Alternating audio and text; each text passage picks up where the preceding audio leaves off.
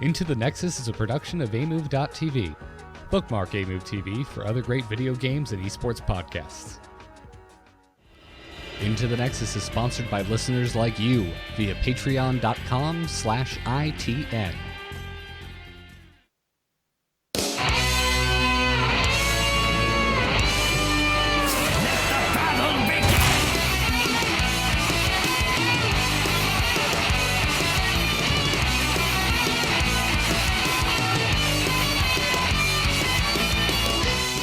Greetings, and welcome back, everyone. This is Into the Nexus, the podcast all about Heroes of the Storm. I'm Garrett Weinzierl. He's Kyle Fergusson. And there's quite a few things to talk about this week. Not just the fact that a new season has started up, not just the fact that a new season has started up on top of a new patch, not just the fact that we had the Western Clash that just wrapped up, but plenty more as well. How you doing this week, Kyle? I'm doing pretty good, man. I am sad that we were correct last week. And there's a new storm to weather, and it's time to ride through yet another one. Oh, we were talking last week about how, this one wouldn't have a new hero with it this season roll, but voice chat was a part of it, and I was concerned about the audience. And boy, did I see the vitriol this week. Oh, all right then. That's where it went. Because I have stuck to my guns, and I'm waiting. I'm going to let the dust clear before I jump into Hero League and start doing my placements. And unranked is a ghost town. We are back to the way Heroes was before voice chat was enabled. The closest I've had this week were 3 of us joining voice chat and then not talking to each other. Other than that, not a single game with a single person joining voice chat. Everyone is just throwing shade at each other via text again. And my quality of games has gone down dramatically. Although I'm personally chalking this up to everyone worth a darn is playing Hero League right now. Right. And people who don't normally play Heroes are playing Hero League too. So my overall game experience, the games I had, it was 5-5 in placements. I couldn't stop myself. I'm sorry, call it reporter's curiosity, or heck, it was fine last week is really what it comes down to. I had such a great last 2 weeks, and I get in my very first Hero League game, and silence. I'm the only one in there. I say hello in text. Nobody says a thing. Solid game. It was just like old school. But it was so shocking, particularly when I started running into the Grumpy Grumps. Now, I would like all ya Grumpy Grumps to go ahead and enable that push to talk for me, because your under grumbles are probably the toughest thing about what you're spitting. It's one thing to comment on what we could do, one thing to rag the Gazlo the entire time about what he's doing in the top lane. It's a whole nother thing to make me listen to you just be gentle and grumpy into the undertone. Oh, so not even they're not putting forth the effort to direct their grumbles to any one particular individual or even put it into a coherent thought, but they're just mumbling to themselves in anger. Yeah. Okay, Kyle. Well, I'm just going to see. When the next time you leave me hanging on the podcast, I'm going to be like, yep, there's just Kyle not reacting to what I'm saying. It's really helpful. Thanks. It was so sad, man. And I get it. I struggled to come up with the analogy for this week, what it's like. Because I immediately went to, honeymoon phase is over. But I'm very happy in my marriage where the honeymoon phase is very long over, but we're still very happy together. So it's not an apt analogy for me. No, and then if you want to go down that road, there will be moments of frustration, but you'll get over it as a couple and come back together. I know this will pass. The toughest part about this week and placements and voice chat and the game itself was we were visited by a lot of lucky Larrys, if you will. People who are looking at ranking up during the tumultuous times of placements and seeing what they can get perhaps for free, for less work. They're not part of this community. They don't have a responsibility in their heads to be good people. They can be however they want because they're not going to hang around when it's over. And at one point, I felt like I was listening to my dad text if my dad was that sailor factory worker type. This guy was, first of all, he demands Gazlo gets This is an example of many. I'm just kind of going in on this one because it was the most extreme. This guy is like, damn it, types of Gazlo. While he's typing, like your mom on text, just click a damn it, Gazlo, get on voice so you can hear us. And Gazlo says, fine, I am. But there's an alert. There's a little alert that pops up and says someone has joined the voice chat. So he didn't. And this guy screams in the microphone while he's typing the exact words he's screaming. Okay, I would just find that wildly entertaining. Oh, it was bizarre. It was the most extreme case. The lesser cases were second to last pick Rexar on Battlefield of Eternity. Okay, maybe you want to handle that solo lane for us, a little bit of Merkage. And we're talking. We have a really nice shot caller, kind of Brightwing. Him and I are working through the draft, trying to get the whole team on board. And we're like, hey, can one of the two bottom people do support? And he curses us out. Why else would I be showing Rexar? And so on and so forth. And we proceed to let him have Rexar. The other guy switches over to support. And when the game is over, he goes on another tirade about how awful of people we are because we would deny him the right to play his Rexar. Yeah, it's all about you. Okay, I mean, there's so many delightful layers to this. I'm going to start with some serious responses.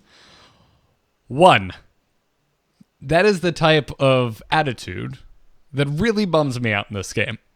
That's the type of attitude where I go, you, sir or madam, should be in quick match. If you get that tilted about not getting your pick in the most team-dependent MOBA in the history of the franchise, get out of the competitive mode, please, and thank you. It's this is a sore subject for me. That's the kind of attitude that, like I said, really grinds my gears, for lack of a better word. Second, man, that type of wanting to guilt people into joining voice chat is my concern from 3 weeks ago when we were on the eve of voice chat going live. I'm sad to hear that that's actually happening, that people are scapegoating folks for not joining voice chat. And then, Kyle, I want to have a little fun. Just think for a moment, just for a moment, go on this journey with me. Do you think that the gentleman that was screaming while typing his response of exactly what he was screaming, do you think maybe this was a two-person job? Do you think that maybe he has a hero's secretary and he was dictating to his hero's secretary, hero stenographer, please write that back. Like entered but not read. Yeah, I can understand. I can understand your jealousy, Kyle, because I know that you yourself do not have a hero's gopher. You probably want one, but this guy is clearly one of the heroes 1%, and he can afford it. I mean, you make a good joke, but at the same time, it's true.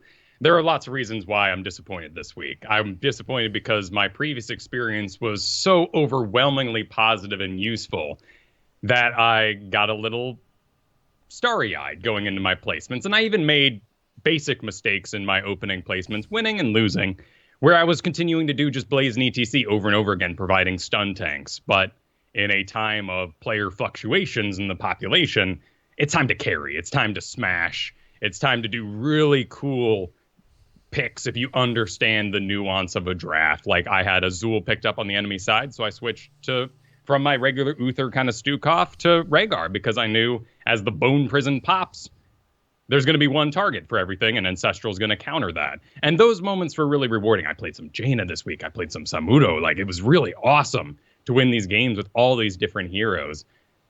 And I know, too, that I'm really sensitive just as a person to hypocrisy. It's something that just always gets to me really quick. And when people do the whole, oh, that was amazing, what a wombo, but then 2 minutes later they are completely tilted again, I say you can't have both extremes. Granted, the very word extremes means you have both, but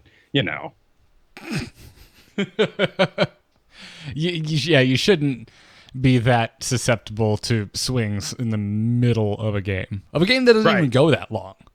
These games don't take that long. Adjust your attitude accordingly. And which isn't to say that if you go play Dota, that it's okay for you to be a rage case.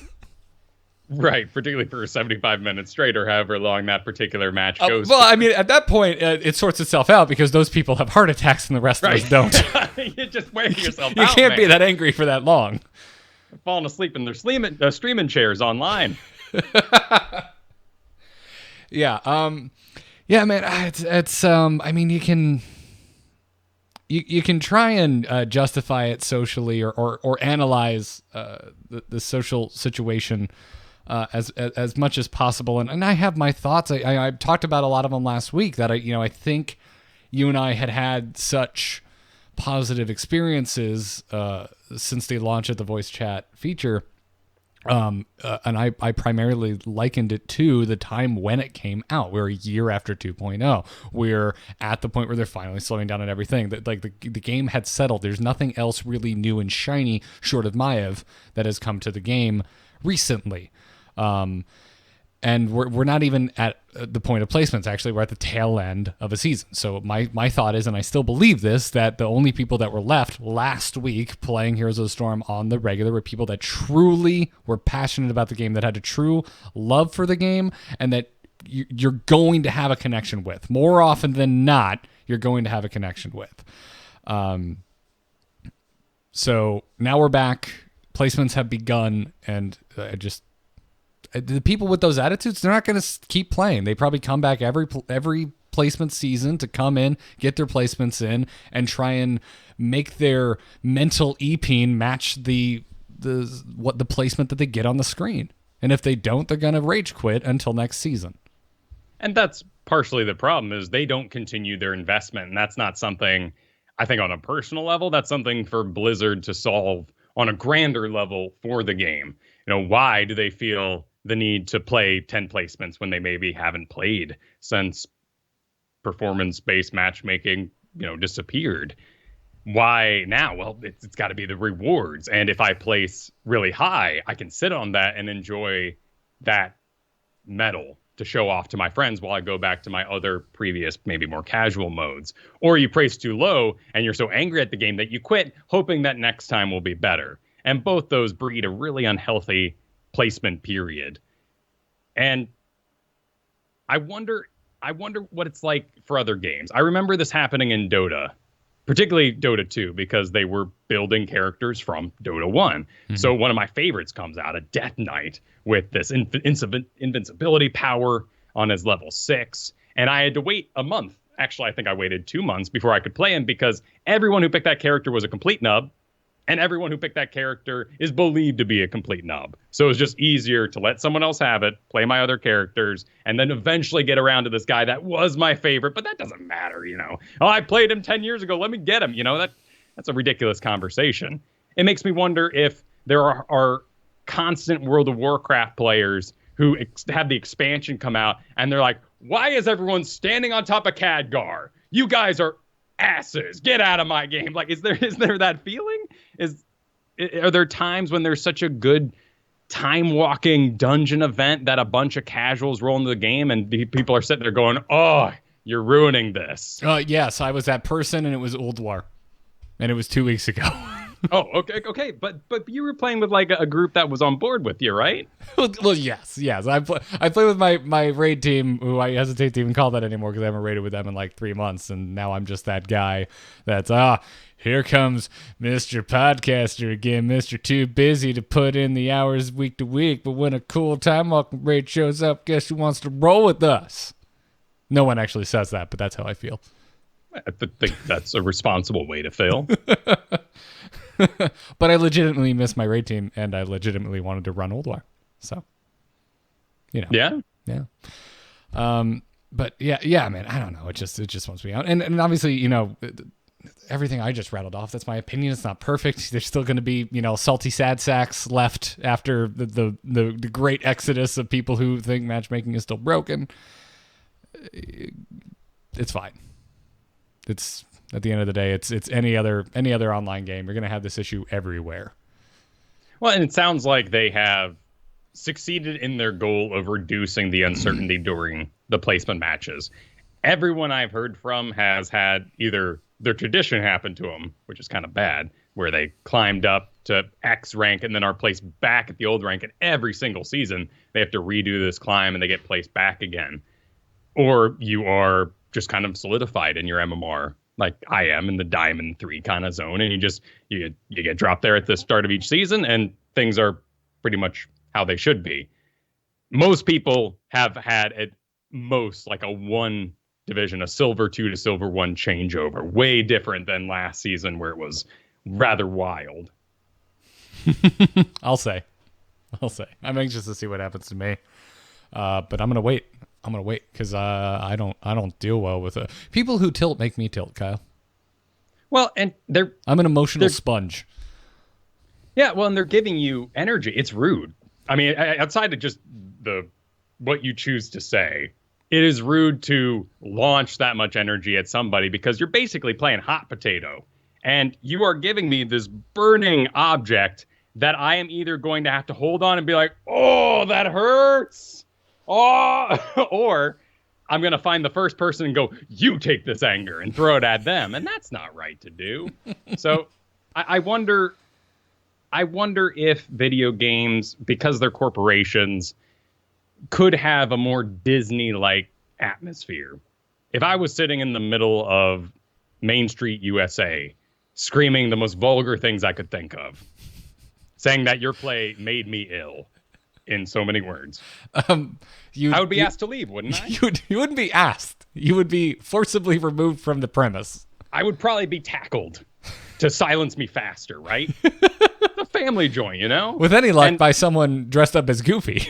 Oh, hopefully that'd be awesome, right? Some stormtrooper just comes and like kicks you in the back with the rifle, just takes you out solid. Well, not that I have any interest to shout obscenities at the top of my lungs, but I would love a video of me getting, just side tackled by Phasma at Disney Hollywood Studios. Sure. Particularly if it's for fun, right? And you weren't actually making a scene. So, I mean, we have bans in the game. Are you just saying we need to up the quality of our ban system? I mean, that'd be nice, of course. I just think that when you use certain words, there's nowhere left to go. Like, don't start at 11. You got to start at 5, 3, 1, and then we'll work our way there. Like, let the anchor be a progression. And so I understand where this is coming from. When you get in the draft and you start F-bombing about the last game you had, we don't have a conversation to have. And I would like to avoid that situation. I mean, for the last 2 weeks, I've started basically every voice chat conversation with, man, my experience of voice chat has been so positive lately. And always got at least one other person to be like, yeah, it's been pretty great. And then everyone's on the same kind of happy-go-lucky thing. So I don't know, man. I'm about to go down a road of like telling let's give tips on how to gently nudge someone towards a new strategy. And we've done that before, and I don't want to retread it. Right. And it's same idea with just keeping the conversation going. That's the hardest part, is getting through the draft and getting everybody on board, having a talk, and then going through the entire load screen and maintaining that friendship, particularly if the last pick was kind of weird, right? Then you're still trying to build that. You want to continue, make sure nobody closes up, starts leaving the chat, and you lose that edge you had. Yeah, I'm going to be honest with you, Kyle. That's where I just straight up lie. That's where I straight up lie to the universe and say, this looks good, man. This looks good. We can make this work. Oh, yeah. No, that's something I talked about with Jeff as well. Every draft is great when it's over. And I want everyone out there to listen. If you play games with me, I say that whether I mean it or not. So you don't know if I'm being disingenuous.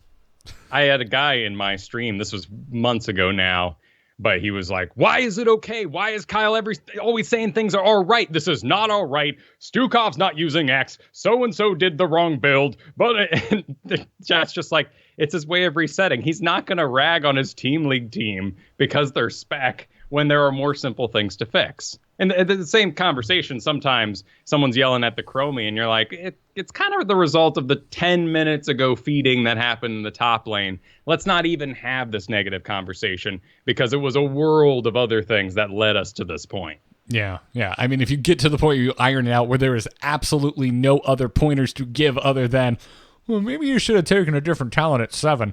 Okay, then maybe have that conversation. But right, if we're talking final boss, 4 shots each on Towers of Doom, and Stitches didn't go the level 20 Gorge talent, there's a conversation to have about your spec.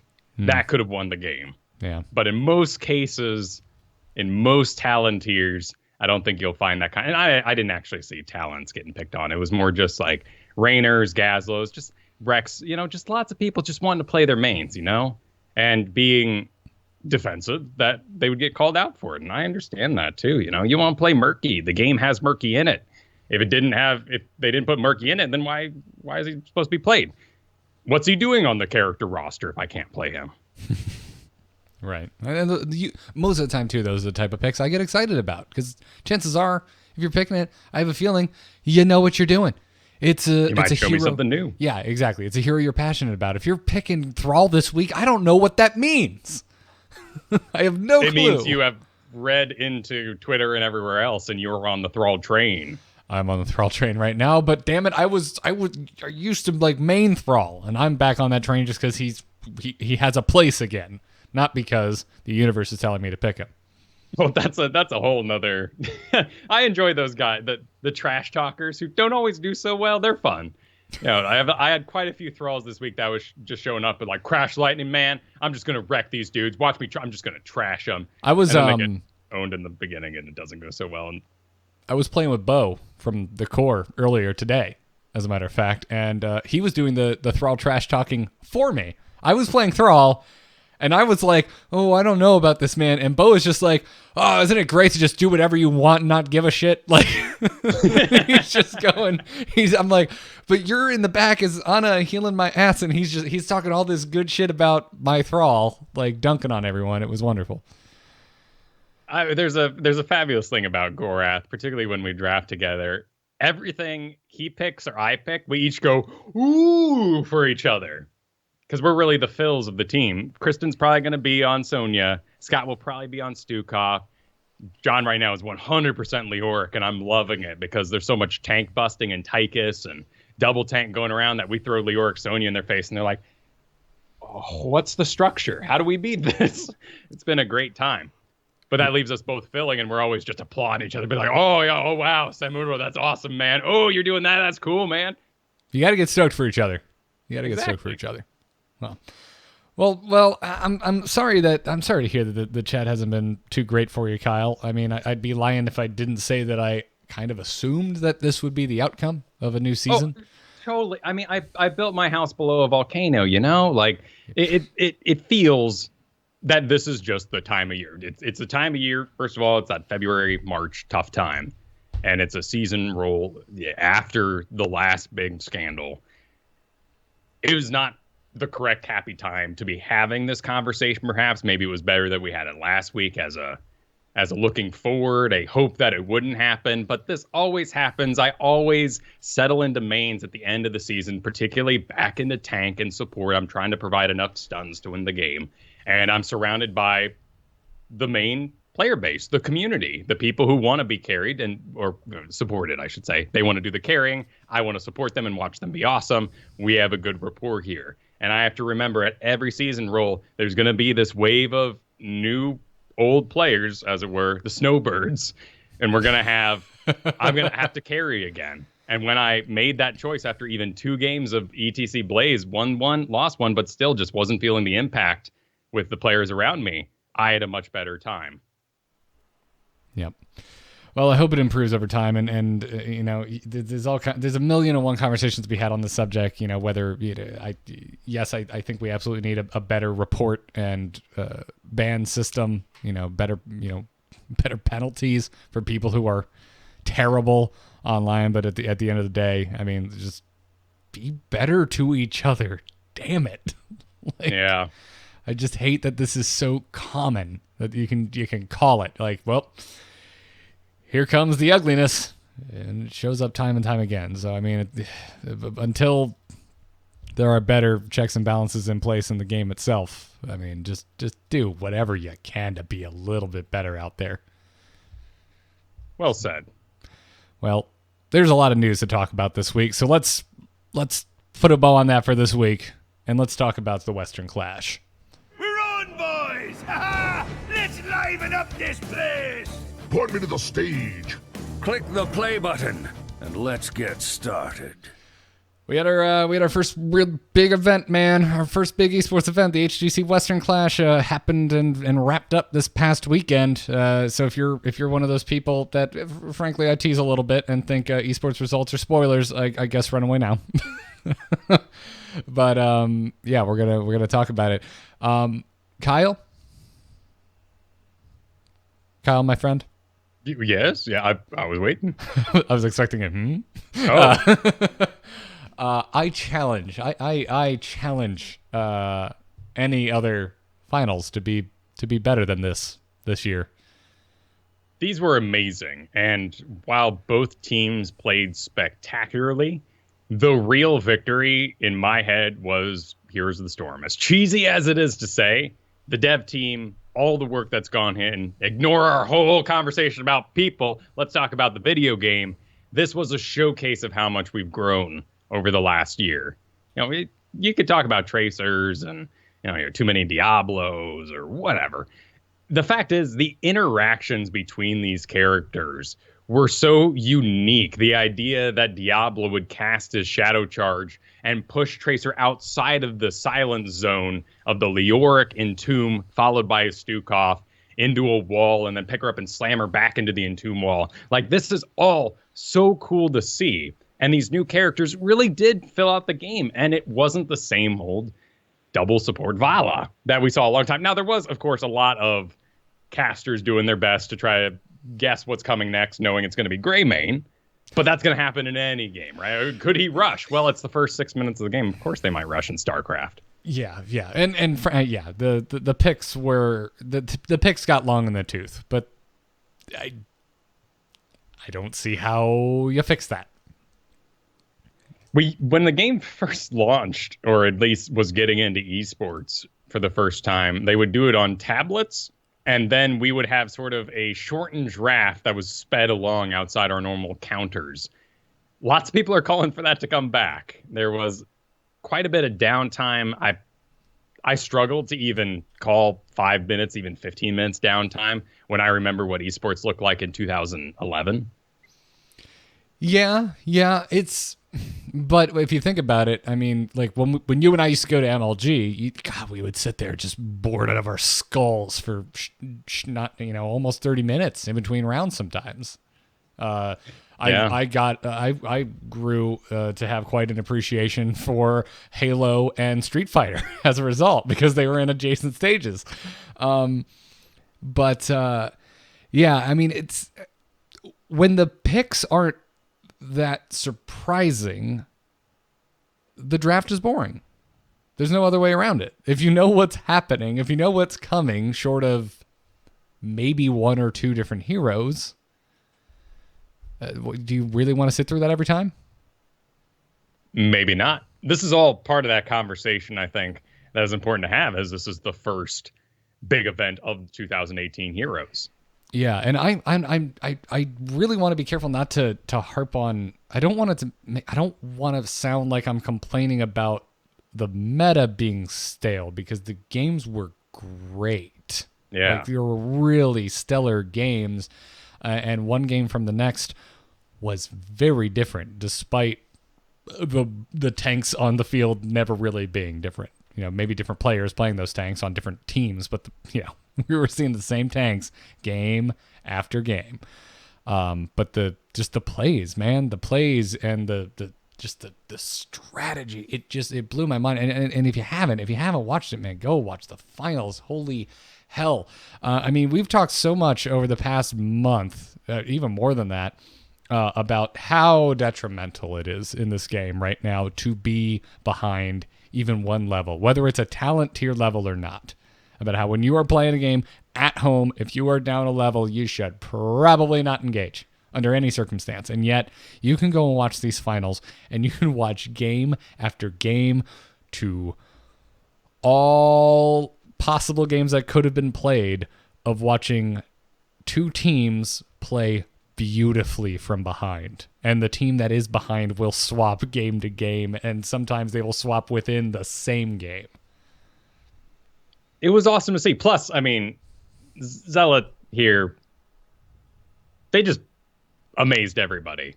And they had that like underdog holding on to the edge quality through all these last 5 games, which made them so rootable. I mean, they were up against teddy bears. You know, everybody loves Dignitas. Come on.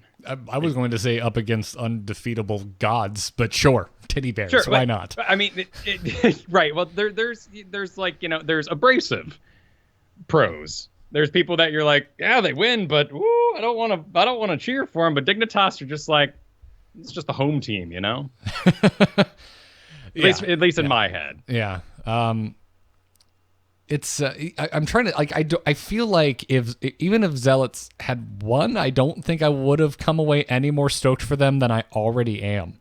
Yeah. Like I'm sure they're sitting like, not that they listen, but if they were, I'm sure they're like, yeah, Garrett, shut the hell up. We would have loved to have won. Thank you very much. But like they just, my God, man, what a surprise. Their play was just incredible. Both teams were incredible. Clearly, Dignitas as well because they won. But this took me back to when we first started getting into StarCraft 2 eSports, and I got in. I didn't have a dog in this race. I didn't know any of these names. I didn't know anything. And I went into this like kind of leaning towards Zealot because I'd like to see someone new win. But at the end of it, I'm like, my God, the play is so good on both sides. I don't really even care who wins. I just want another game.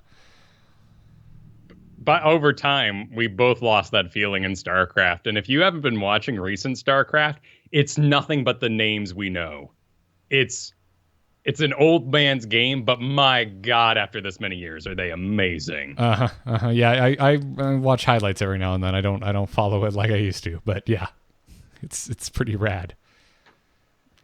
And NA did good throughout the whole clash, and that was a surprise to a lot of people. Granted, they didn't fully represent and bring it home. Yeah, no, I mean, it's not like you're not cramping on a region by stating facts. Okay, Yeah. Like we're not smack talking. Last year, NA didn't perform, and at this particular event, they did. Tempo Storm did quite well. Tempo Storm sent Zealots, who almost won, to the lower bracket. I mean, yeah. If you had told me that was going to happen, I'd been like, no, you're just trying to be cool with your They were a lot more aggressive this time around, but still unclean is probably the best way to put it. Yeah. Watching the plays, it did across NA, like across NA across the board is the sentence I'm trying to get out of my mouth. Yeah, it seemed indecisive at times. And there's a lot of cautionary play. I'm going to use Tempest Storm as an example because it's fresher in my memory. Like you take Kerrigan and you don't just press the advantage. I saw that happen a couple of times where I was just like, that's interesting. We do like prettying up our bases before we leave home, I think. Yeah. It looked when the NA teams got involved, it looked a little more like our games at home, and that's being reductive. But like I'm just saying a little bit. It didn't look a damn thing like my games, but it started to look right. And as someone who streams on Twitch regularly, that statement I'm always kind of like, oh, my heart, because we see it so much. Oh, this looks like my games at home, and you go, well. Oh, I've seen your games. Yeah, I'm mostly for me. I'm focusing on you succeed in whatever it was you were doing. You got that pick, you got the wall down, and then there's just the hesitation, there's the breathe in, there's the dance. It's something you talk about all the time, the body language, because we can't hear the comms. We don't know what shots are being called, what conversations are being had with the team. So all we have to go off of is what we can see on the screen. And so when they succeed and it seems like they should just be on to the next decision. Even if there's just 5 seconds of nothing, it makes me go, that seems a little, I could be wrong. It could have been completely on purpose, but it was right. And many of those situations are true. You pointed out here the hesitation when completing an objective, getting a camp, not knowing what to do next when there are things to do. And that absolutely, we can say, man, that kind of looks like Hero League. What's really rough is to see people say, what a clown fiesta, when there's nothing to do. It's Towers of Doom. everything's off the map. The boss is gone. The mercs are gone. There's no towers. And the team that's ahead is dancing around in their base. Of course they are. There's nothing they can do. Yeah. That's not a huge chance in the late game to die and be gone for a minute and a half. Yeah, that's where it is on purpose. Right. Yeah. Yeah. I frankly, I like even just the finals, just the final game between final games between Zealots and Dignitas. I don't know what one is my favorite. I think it's game 1, game 2, and game 6. It's like a toss up between all of them. They were incredible games. Sky Temple was and is considered to be a more professional, serious mode final map to pick. But they went on Towers of Doom, and I'd say they're doing a rebroadcast this weekend, too. Of course, there's VODs. We have them in the show notes if you want to grab up that link. But check out the last game. Towers of Doom is always a delight. Yeah, I wasn't able to catch the finals live, so I watched it on the VODs, and that's great. Man, if you're not caught up, it's a great way to watch. If you get bored with that draft, skip it.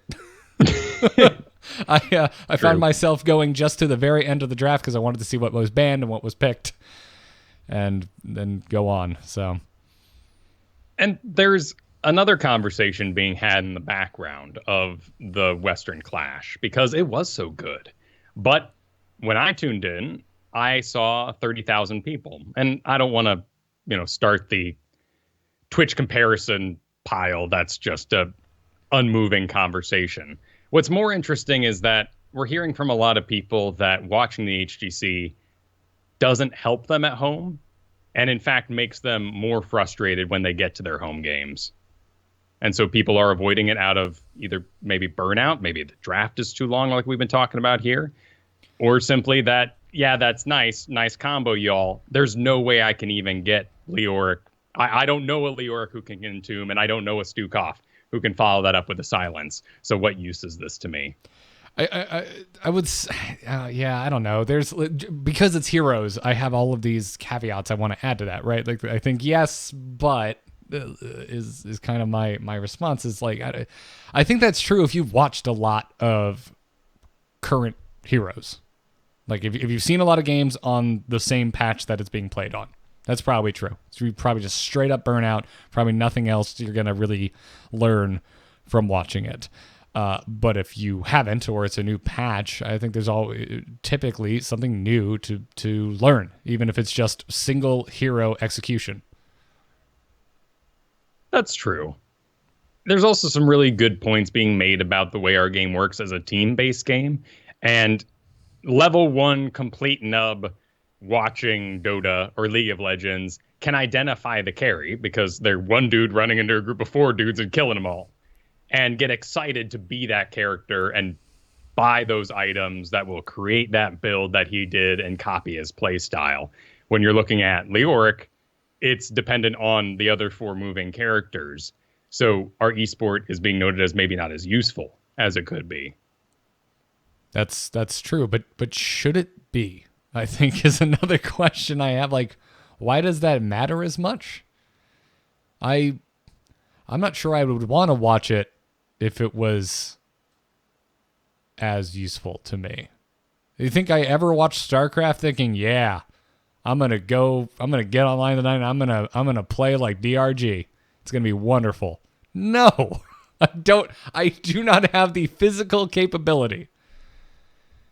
That sounds like classic over 30 talk, though. We have this conversation 8 years ago, man.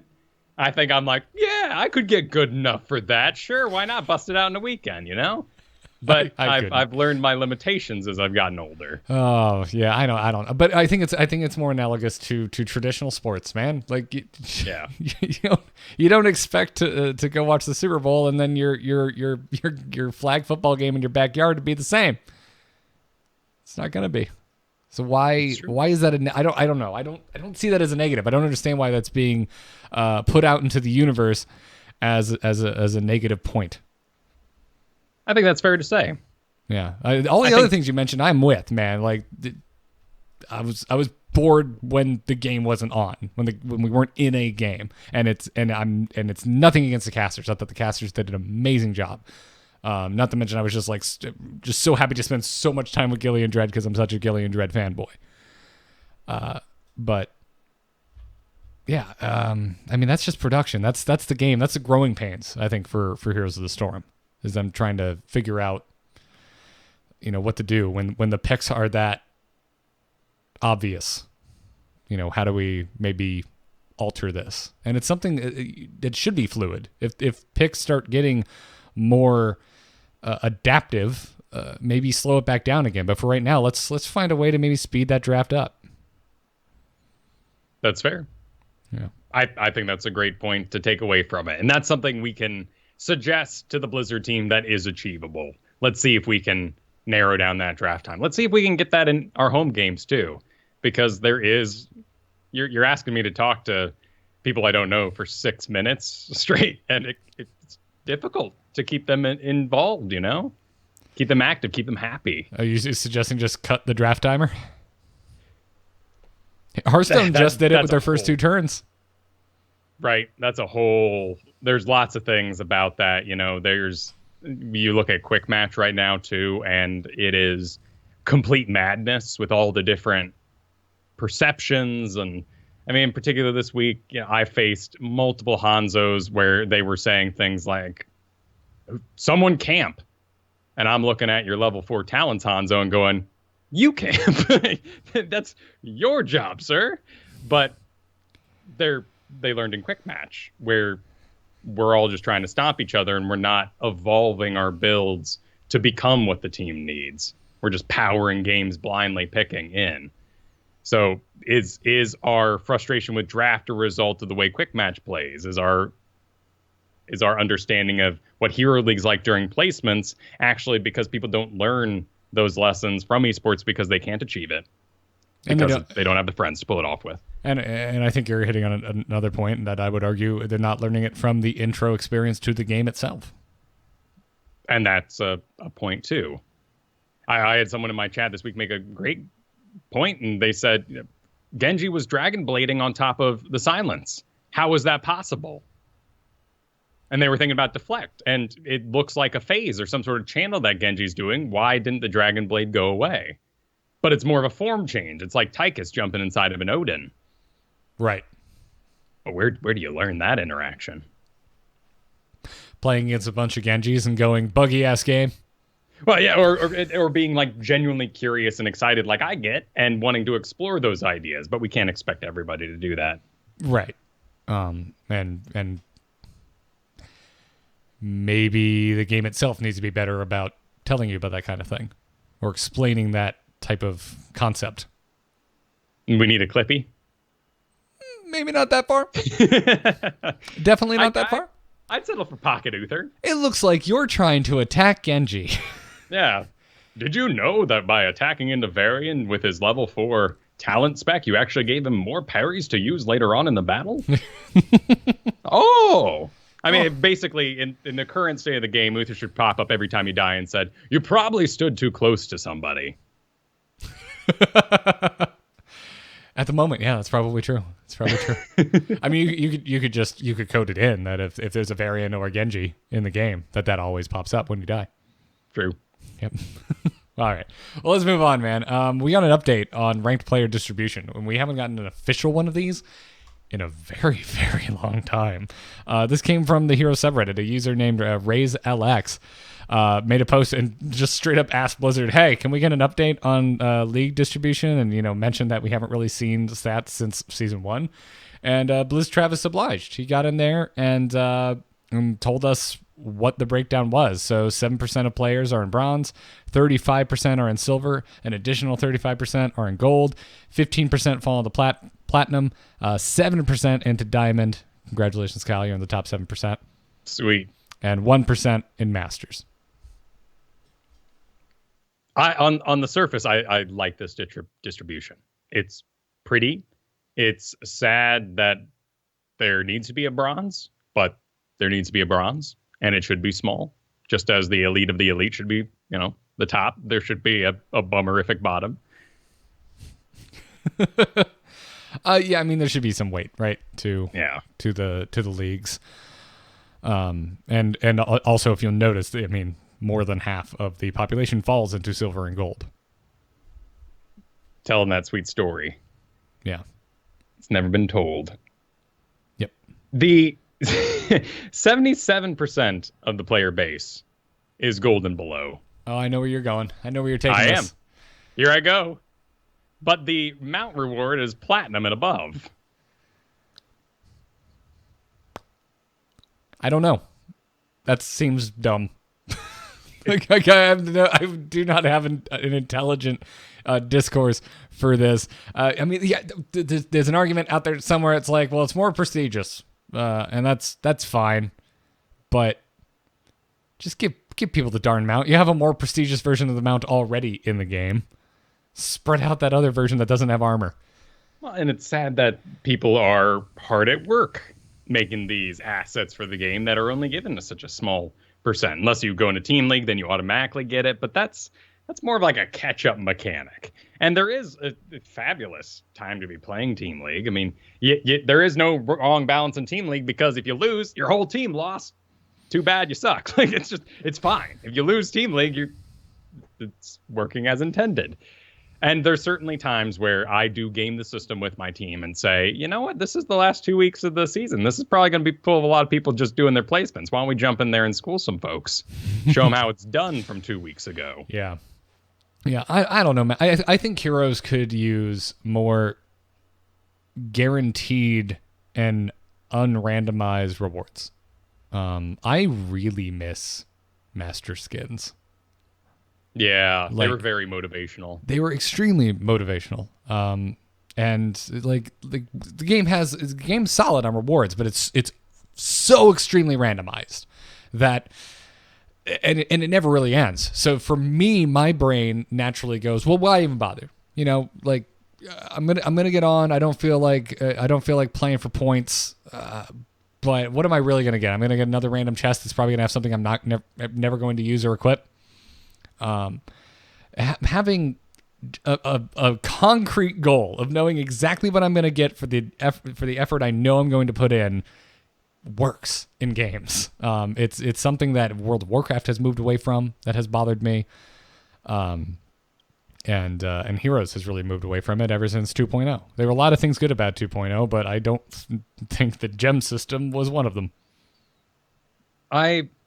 I'm curious about your World of Warcraft mention there, because I don't know the system that well. In Wrath of the Lich King, you used to be able to catch up with raid gear with a type of currency that you could get from doing most activities in the game. Like the badges of honor kind of thing. Yes, yeah. I could go farm badges from dungeon runs and then go to TOC outside, go to the vendor and pick up some raid gear. So like I knew if I was missing gloves, gloves were not dropping in the raid, I knew if I worked on my 5-mans when we weren't raiding, I could go and fill in that slot. It wouldn't be quite as good as what I was getting in the raid, but it would be close. And WoW doesn't have that anymore. It's all randomized. I go do my world quest, which I like the world quests better than dailies, more randomized. That's cool. But what I get out of the box, who the hell knows what it's going to be? I really like the chest that you get from running the best dungeon you can. Only did it a couple times in those infinitely scaling difficulties. Oh yeah, mythic dungeons when you get your keystones and it goes up and up and up and up. Yeah, that's super cool. Yeah, because there I'm building. Like I don't know what my reward is. It's randomized, but I know I'm making it better and better. Right. So you know, especially at that stage in the game when you and I were both playing, pretty much anything we got out of there was going to be an upgrade for us, so it didn't matter. Yeah. If we had kept going, it probably would have gotten a little bit long in the tooth. But I digress. Back to Heroes. It needs something a little more like that. I think we need non-randomized goals to work towards that we know we will get as long as we put the time in. Well, and I've been playing, Into the Breach and Slay the Spire and the dungeon runs in Hearthstone basically since the new year. I think roguelike loot opportunities are tons of fun. And if at the end of the season it said, hey, you played a ton of Butcher last season, pick yourself out a skin. Like that at least is usable and communicates. And the game knows that I'm into that. We're into this together. Let's make this deal. Yeah. I'd be so into like a skin token. Like you just get, that sounds gross and nasty and like something from a Silence of the Lambs film. But a token for, a hero item of your choice. That would be so flipping cool. Yeah. But there'd be limitations on it because of the rarity system, and then I get it to a certain degree, but I don't know. Just bring master skins back and give us a hit X amount of wins in a season to unlock the mount. I don't think it needs to be league locked, not for the base mount. Well, and it is tough because in World of Warcraft, if I had a month to go play it fast, I could get caught up. There are mechanics like that. I could get into those places that would be impossible already. With heroes, because of the rank system, there's a perception that if I'm in silver, if only I was platinum and everyone around me was platinum, I wouldn't be silver.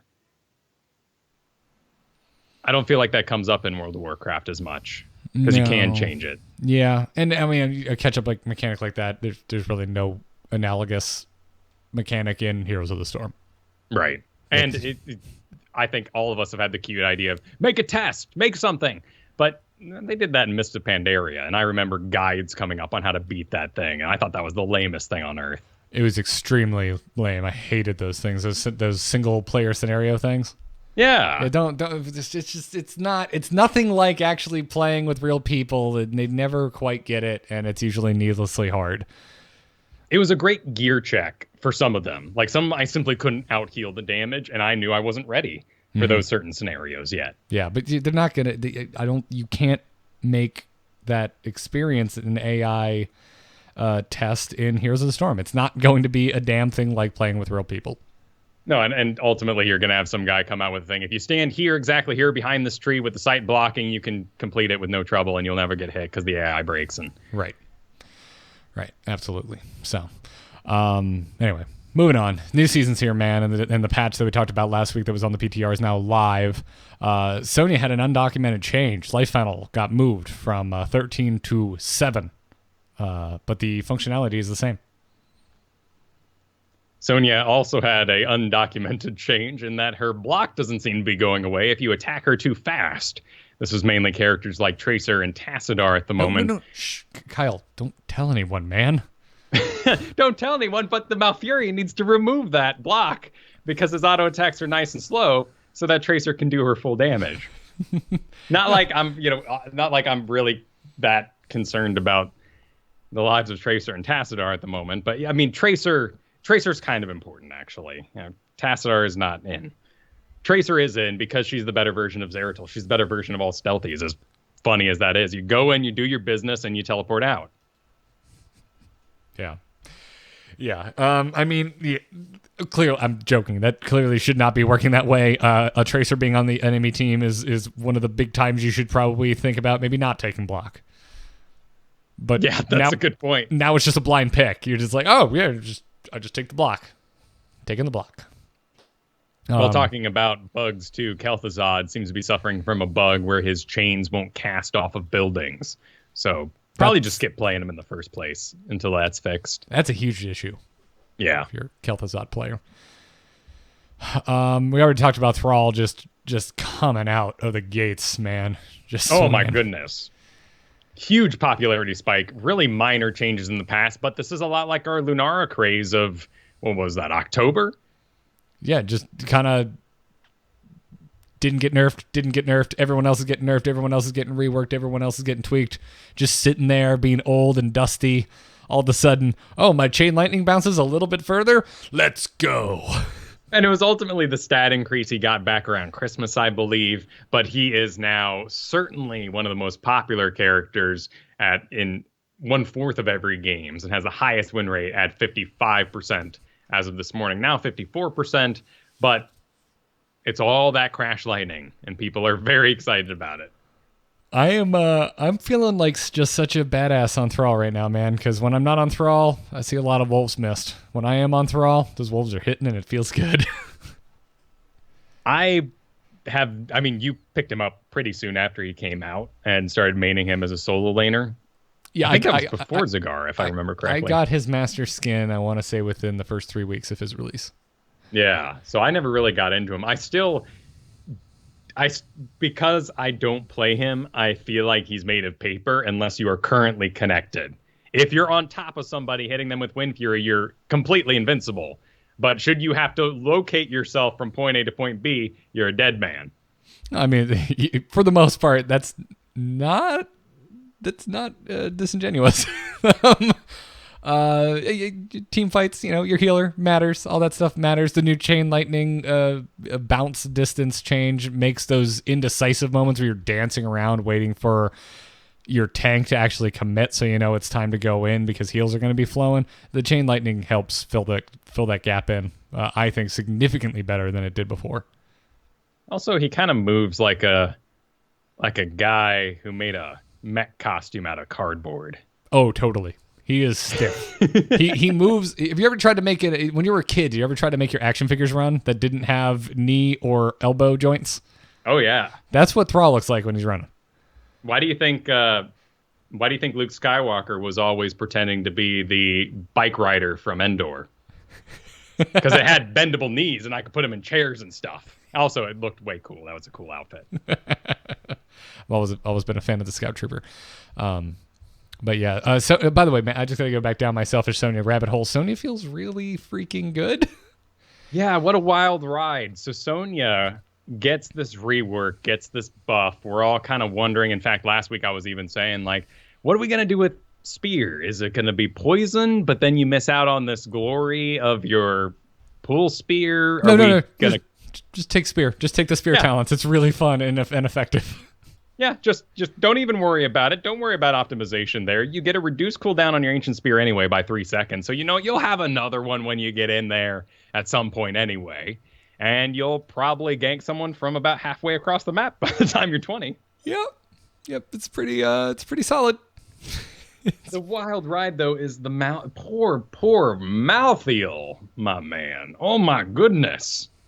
Guy gets, sadly, with the Sonya rework and Thrall's popularity spike, what was an okay balance change has turned into solo lane heck for the guy. And he can't pull it off versus Sonya, versus Thrall. You still can do it against Ragnaros, but you got to win your solo lane to win this game. Got to get those early level leads. Yeah, and Ragnaros' popularity is falling off as well. He's still doing fine, at least in the stats available to us at the moment. Still barely above Sonya on hot slogs, but you're right. It's the new hotness. Everyone, if you're gonna go solo lane, people are picking up Thrall. People are picking up Sonya. A lot of Maiev out there too. I was about to say Medivh accidentally. No. He was buried. Well, everyone opened that casket, said, "How you doing, Medivh?" He's like, "I got a rework," and they just closed it on his face, threw him back in. For Medivh aside, you can basically say if it was in the Western Clash, it's in your games right now. They did pull some Medivh. Right. That's why I said Medivh aside. But the oh my god, my brain. Who were you just talking about? Maiev. Not only is Maiev not getting the ban anymore, but we saw a ton of Maiev in the Western Clash. With the return of players who left during the performance-based matchmaking time, they're picking a lot of Maiev too. And I think we'll see the bans evolve to get rid of Sonya and then a map pick. Right now, we're not banning Thrall at all. He can kind of hit or miss.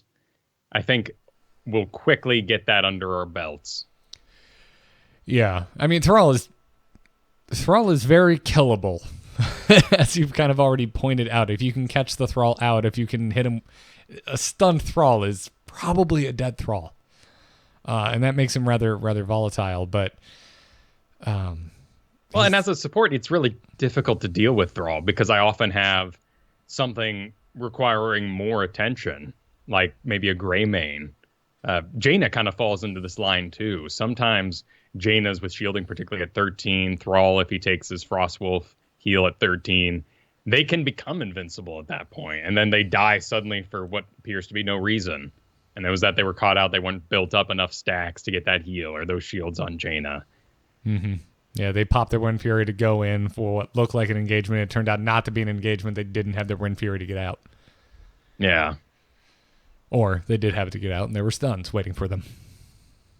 So. Some of these popularities are downright bizarre right now, and I do attribute quite a bit to the season role. Things like Lili have been sneaking up in popularity over time. Gazlo, Hammer, Rexar are all in those top win rates right now.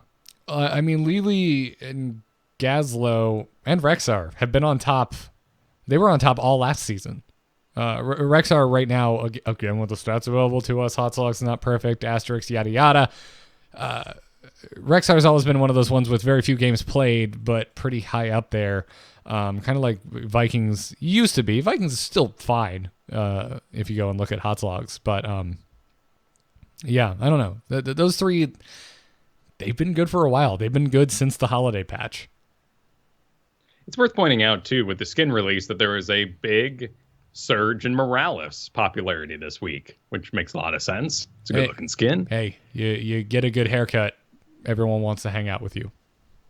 It should be noted that the way you play Morales has changed quite a bit if you're just getting back onto her. I've seen a lot of people excited about her, and the auto attacks on that Enforcer skin are really powerful sounding, even if her stats aren't, the best. 83 damage is a pretty decent hit, above what Kael'thas does with an auto attack for what it's worth. And that thing goes boo, boo, rather than bloop, which was this little like Nerf gun fart of gel. The base Morales auto attack animation is one of the most unsatisfying animations in the game. But then you have like this level 1 talent that increases your range and gives you energy back, but you still feel like a complete fool out there auto attacking people. So that new skin made that feel all right. Yeah.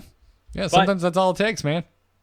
That's not the way to play her. You should be going for early game grenade talents, and your philosophy at level 10 should be medevac as a bunker, just like Blaze. Fly slightly over the wall nearby. Fly right next door. Maybe just sit into it until it goes off. Either way, use it to save yourself against dive, and you should only take stim if you are the aggressors pushing forward. I would like to start a campaign to get everyone to start considering combustion again, because that heroic still does work, and I'm seeing a lot of kind of blind bunker picking. Combustion does work. It is made so much better when you combo it with new habits, the Unstoppable quest at level 1. I always die during combustion, to be perfectly honest. You are a big target. There is nothing aggressive going on other than your body language and the sweet circle around you. At 20, that's actually slowing people, which is pretty awesome. Bunker saves lives and has lots of cool interactions, getting you over the wall of an entomb or out of... It's basically a small sanctification if people can click it. Yep, if people can click it. It's not that easy. And I know plenty of us have accidentally ended up inside of bunkers and then going, why isn't my E working? Yep. Actually, why is my fire? Happened to me again yesterday. It was fun. It wasn't. Be a checkbox. I was on Sony. I was supposed to be saving my backline. It was bad. As the game comes up and says, Blaze is on your... The Clippy's down, or Uther Clippy is down there. He's like, Blaze is on your team. Would you like to enter bunkers this game? And you're like, no, I am Tracer. I will be fine. Just turn it off entirely? Yeah. It could be, that'd be an interesting quick cast option under Tracer. Just have a toggle box for disable bunker enter. Yeah. But, yeah. Have you been playing any Ana? No, that's not my jam. But I have seen Ana's very excited about her. The self-healing is very disappointing if you are a non-Ana player. And if you are an Ana player, it's a great addition, and you're pretty pleased with the kit in general. Ana is Ana's a hero. I dip my, it's like a pool. I dip my toe in every now and then. And so I will say I like the self-regeneration. It's nice. And I always liked Shrike as a trait. It's like the opposite of Morales. It's very satisfying to land your auto attacks and stack them up. Now you're getting those nice little green numbers popping up as you're doing it. But I got to say, the thing I'm the most jazzed about is Eye of Horus. Eye of Horus feels really good right now. That's awesome. Just use it whenever. It doesn't matter. It's on such a short cooldown. Where do you end up taking Debilitating Dart? You tried out any of those new low cooldown funsies? I have not tried any of the new low cooldown funsies. I've only played 2 games on Ana, but it feels good, is what I'm trying to say. I tried her out on the PTR, just testing, and then I played 2 quick matches with her this week. But Nano Boost's still good. Sonya's in. I expect we'll see more Ana. Yeah. There's just something about being able to be like, yeah, I'm gonna jump into Eye of Horus and try and help this butcher on the other side of the map confirm a kill. And if it doesn't work, who cares? It'll be back up soon enough. That is enjoyable. Yeah, it's a little wacky, but I'm really enjoying it. Yeah, man. Hey, before you take some emails, we have patrons to thank. As always, if you weren't aware, folks, we are supported by a website called patreon.com, and you can get to our page by going to patreon.com/ITN. There are hundreds of you over there supporting Into the Nexus with $1 an episode, $2 an episode, $5 an episode, so on and so forth, whatever works for you, and we really do appreciate it. On this episode, we wanted to thank Jeff R., Master Zaxta, and Brandon Z. Thank you very, very much for supporting us, folks. And if you enjoy the show and you're not a patron, you're curious about supporting us, this is the best way to do so. So check it out, patreon.com/ITN. And again, thank you for your support. Now let's crack open a mailbag and see what folks have to say. Darkness stopped calling. Does anyone else hear that buzzing? Hold on. Darkness just texted me. You can send your emails to itncast@gmail.com. Mark's going to start us off this week. He says, I'm a Silver League player, and I have been having a real hard time breaking into gold. I have a solid 55% win rate and generally play heroes such as Butcher, Tracer, Lili, and Varian. That's a really solid lineup, sir. Yeah. I was speaking with one of my Diamond friends about which heroes work best for my league, and he told me, oh, just burn them down. As much damage, as fast as possible. Try the mages. So I started working on my Jaina, and over the last 20 games with her, I am 17-3. Wow. What would you guys say is the best hero or playstyle to progress through each league? My friend's advice of look for the person out of position and destroy them has worked wonderfully. Yeah, I think just deleting anyone at any point is solid advice for every league, if that is your jam. Not everyone is into playing assassins. But right. In particular, there was a Genji who's hanging out in the chat right now. Dasuko this week destroyed me in multiple matches because he punished every little mistake that was available during placements. I was on, I believe it was ET or Blaze and then Stukov. And there's nothing I could do to reduce the mistakes of my friends across the map as he jumped in and gave him the business. In particular, I believe Tychus killed himself multiple times, overkilling the deflecting Genji. So depending on your league and the time of year, there's going to be different ways to play. I found that this week, Kael'thas was extremely useful because of the turmoil, because of double tank, but lots of positioning mistakes to pass around those bombs that normally wouldn't happen in the regular season. So as we move forward and more seasons continue to roll out, and if they continue to be the same kind of structure, I'm making sure that I'm making a note in my head that season roles are chaos, and I will pick those punish chaos characters. It's a good line of thought. Yeah, I'm trying to think too. Like last season when we had the weird placement, like the extreme uncertainty, and I ended up in the middle of my placement games seeing that my entire team was mid-silver, and I went into panic mode. I realized that I could just spam Nazebo because I was going to land almost every single zombie wall, and I was a one-man combo. I had the isolation and the damage to secure the kill, all in one hero. But the second I just barreled right out of silver and back into gold, suddenly, I mean, Nazebo was still fine, but not the Swiss Army knife that he was when I was down in silver rank. Definitely. Messing with people's positioning is only as powerful as their positioning. And there are situations, certainly in my training with Jeff, when we're playing Silver League games and maybe I'm on a Smurf to, make sure that I'm not raising the class of this game so we can actually have situations that match what he normally has. I might cast a zombie wall and then nobody stands inside of it because they ran forward for some bizarre reason or misclick or who knows what they were hoping to accomplish there. So positional punishments are going to be most powerful when you reach Platinum. And I find Nazebo to be very powerful throughout Platinum. The lower you go, the more you want to be more self-sufficient and less reliant on their mistakes. Not because there won't be those. they just simply won't make any sense and won't happen during the times you need them to. So your selection of Jaina is very powerful. You have regular power spikes. Your survivability level at 13 is very incredible. I particularly love the shields.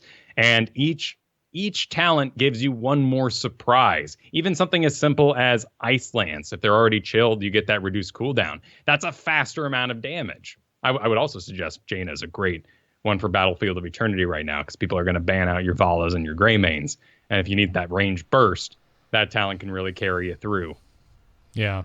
Whereas I would say if you are trepidatious with your play, Jaina's probably not for you. If you're afraid to engage, Jaina's, I don't think Jaina's going to do as well. I'm assuming Mark is not afraid to get aggressive.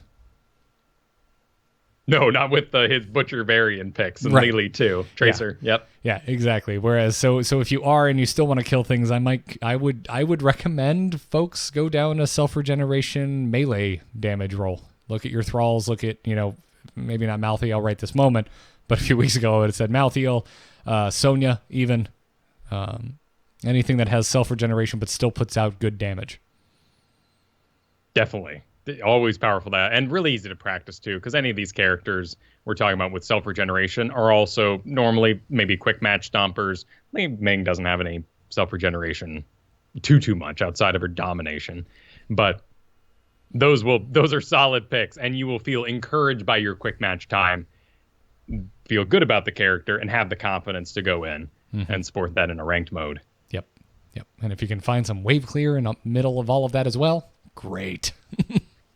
I would say gold is probably one of the toughest ones to get into, because in silver, you've learned to punish people and ruin their positionings, find those weak characters. The next thing you need to do to really graduate from gold, and this will take you all the way to platinum, is get your rotations correct. And this is mainly involving your heroic, any of the spells you cast if they're over a 12-second cooldown as well, and your well usage. So a well has a cooldown of 2 minutes, and most objectives, depending on the map, start around 3 minutes, a generalization.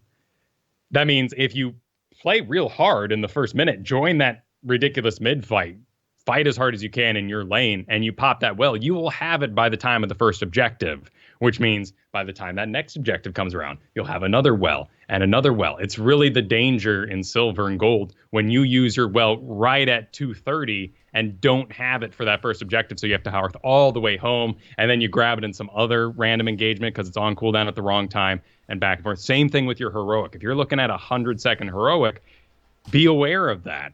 Think to yourself, I cannot team fight until this heroic is ready, and ping it. Let your team know over and over again that this is your call to action. Your Malthael, Tormented Souls is ready. Let's fight. Ring of Frost is ready on Jaina. Let's stop doing camps. She can bust out camps easy. I think she's a great hero to climb with.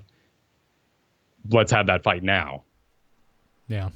Managing those timings, it's like StarCraft timings. I've never drawn this line between the two before, but it's as important as timings in StarCraft.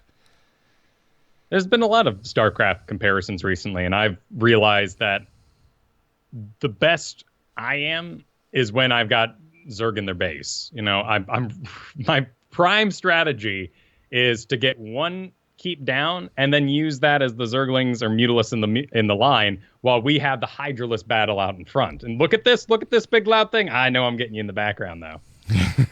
Yep. Frozen wrote in this week as well. I'm assuming not one of my favorite Hearthstone players, Frozen. But Frozen says, so this week I've learned just how hellish MMR hell is. Placements have begun. The MMR hell emails are back. I'm a Plat 1 player in Hero League. My girlfriend placed in Silver 2 this season, and honestly, I thought she deserved a higher placement, so I played some games for her. 11 games later, I'm only 6-5.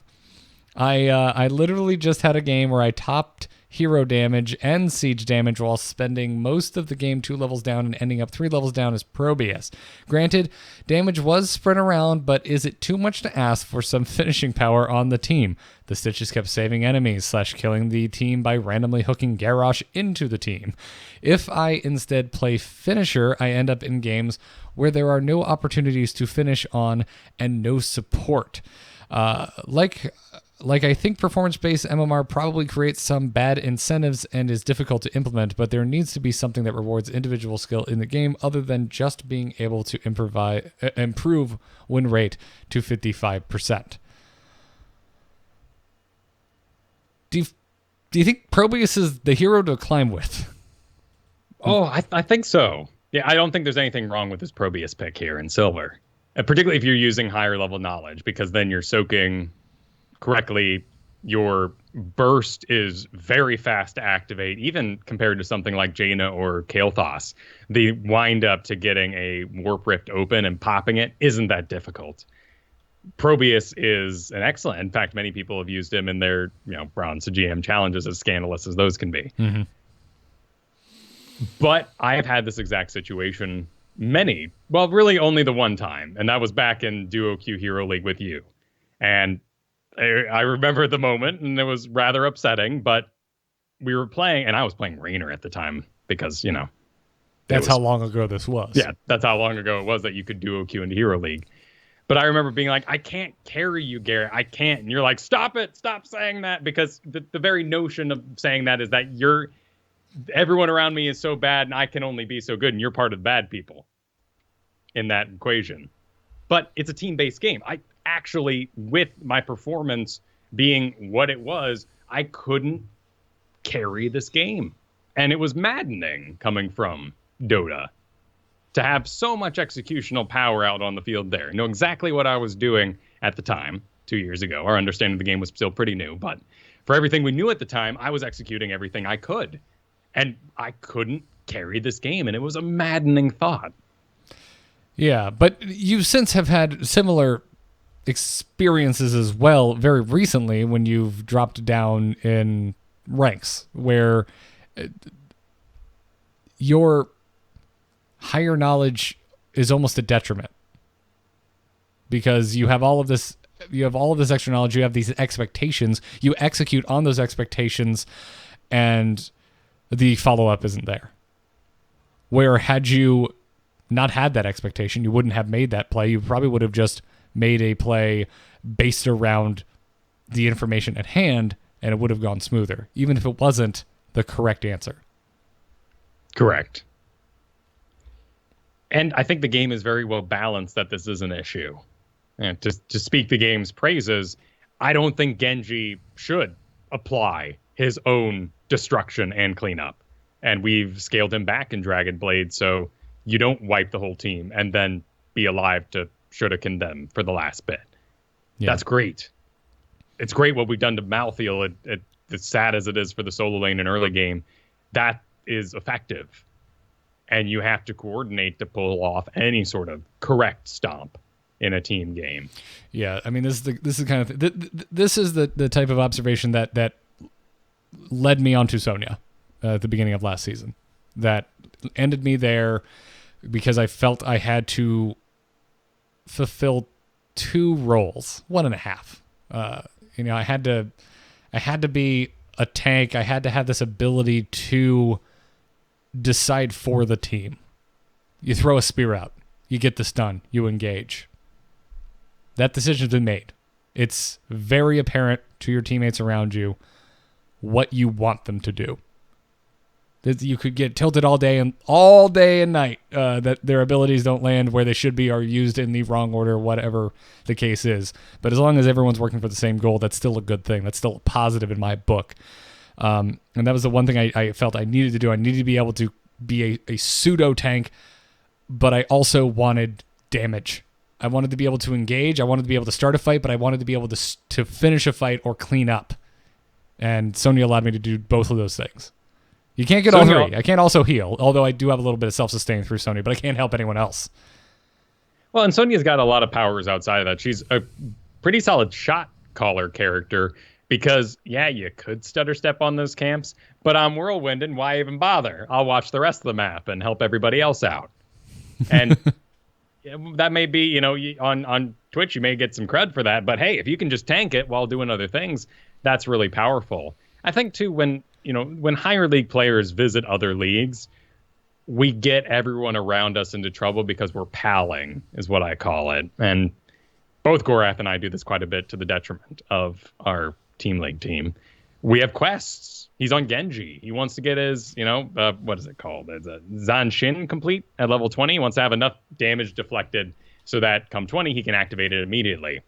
Well, when you're engaging randomly and jumping in and then being like, mada, and just whatever, and then jumping away, everyone's going, are we doing something? What's Genji up to? When really, he's just stacking it. And same thing with maybe my Alarak, that's something that I'm playing a lot right now and really enjoying the heck out of. But if I visit lower leagues, I might be standing in front of the Stitches going, hey guys, everything's great. As I'm discording the Stitches over and over again, everyone's like, why don't you get on the back line, dude? Do something useful. Yeah. But I'm getting stacked, man.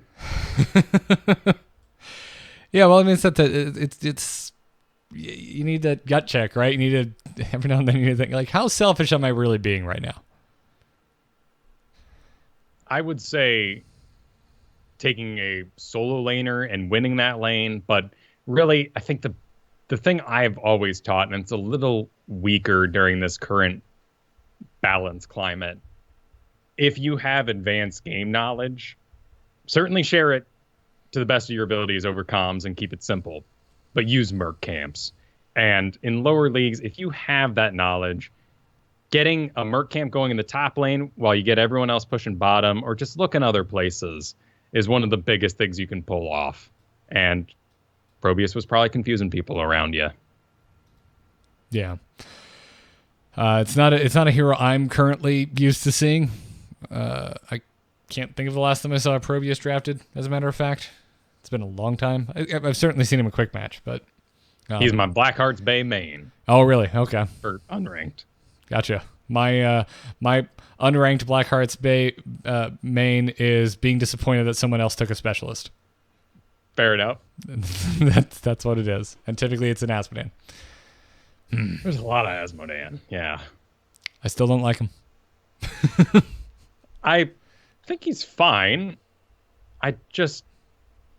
I wonder, like what part of that you're enjoying? I've been annoyed by Asmodan for a while, and it's always, there's always something new. And this week it's because I'm playing Sonya again. It's hey Asmodan, could you please go clean up that lane? I've spent many games on Sonya with an Asmodan where I've had to go clean up lanes, and it's annoying me. Well, you're having the same situation I've had with these Hanzos, and just like, someone take the camp, it's you! I always think of that Futurama thing. Have the boy lay out my shorts. Who's the boy? You're the boy. You lay out my shorts. If you're the one who notes that the camps need taken, guess who should take them? You are.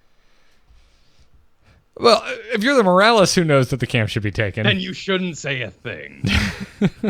Because that's not your job. I think a friendly, like, hey, so-and-so who is equipped for this job, you want to go grab that? In a friendly manner is always fine. Right, not when things are chaotic, not when all the lanes are being soaked, but in a moment of victory, we can say, yes, let's take their camp. Like, you have to have that weight, that excitement to it. If you're just sitting in bottom lane and everything's normalcy, and you're saying, why? Well, first of all, that's, the language there. Why isn't X done already? You're already in the pooper, in my opinion. Yeah. So you're saying it was my job because I was thinking of it? Yes. Plus, if you noted it as a strategy to be used, you would be the one to execute that best because it's your idea in the first place. It wasn't a strategy. It was, I don't want our keep to die. Right, sure, right.